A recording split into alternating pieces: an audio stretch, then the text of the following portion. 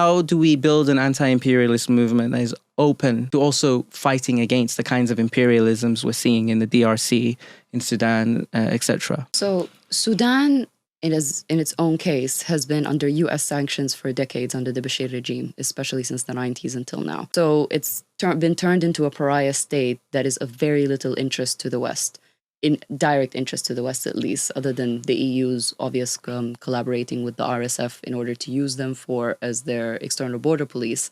That's it.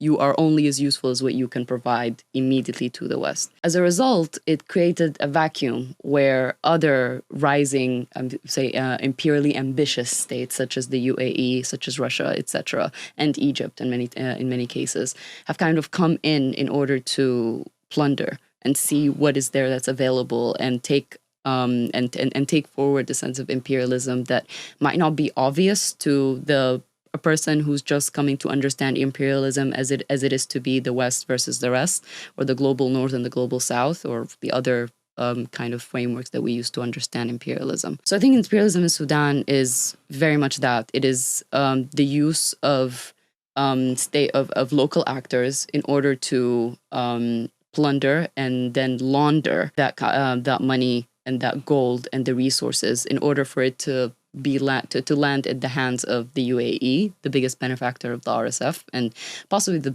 largest funder of this war, if I'm not mistaken, for them to receive the ultimate to become the ultimate benefactors of this war without having to get their hands dirty at all.